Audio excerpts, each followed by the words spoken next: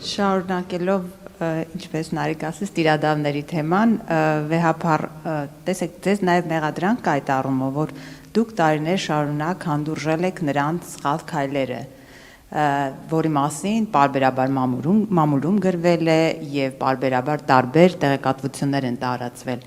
Ինչու եք հանդուրժել, այդ ձեր ասած քննության չեն առել այդ հոգեվորականների որոշ գործելավոճը կամ որոշ քայլերը, որոնք իրականացվել են։ Եվ այս համատեքստում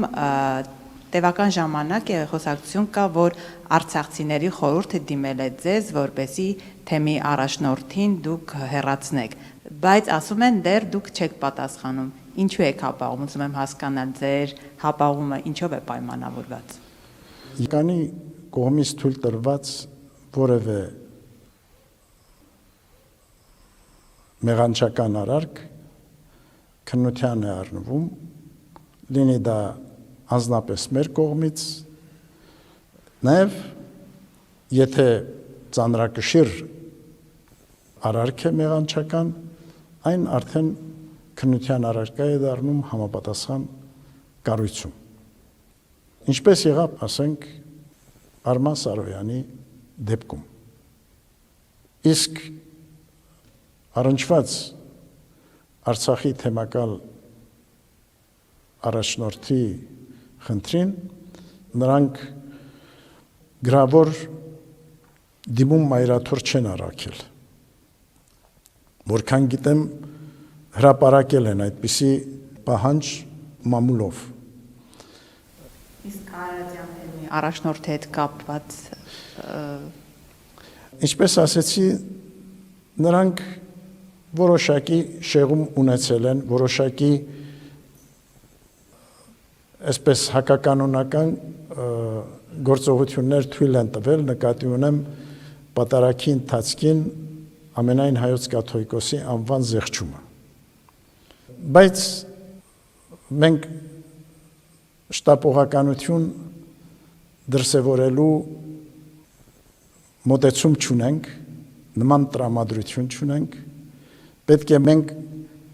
հնարավորություն ընձեռենք, որպեսզի նրանք անդրադառնան եւ պետք է հնարավորություն ընձեռենք, որպեսզի նրանք գան եւ իրենց գործողությունների, իրենց արարքի վերաբերյալ բացատրություններ ներկայացնեն համապատասխան կառույցին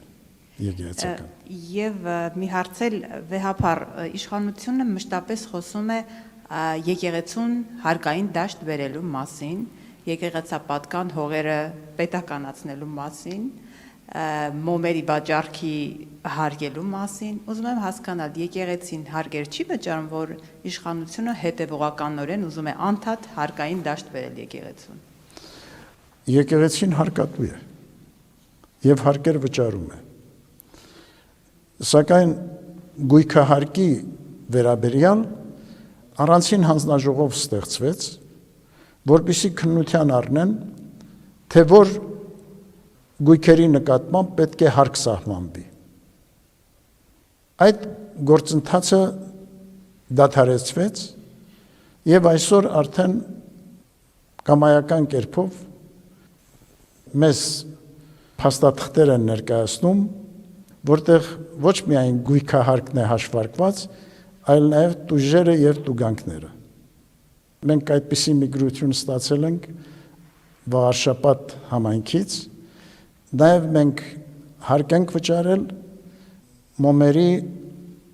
արտադրության հումքի դիմաց, թեև մինչև այս պահը այդ հումքի համար նման վճարում չի եղել, այն ազատված էր եղել հարկից, բայց արդեն որքան որ տեղեկացված եմ, փոփոխություն է կատարվել օրենսդրության մեջ եւ մոմերի պատրաստման նյութը արդեն չի դիտվում որպես ծիսական առարկա եւ ենթակա է հարկման։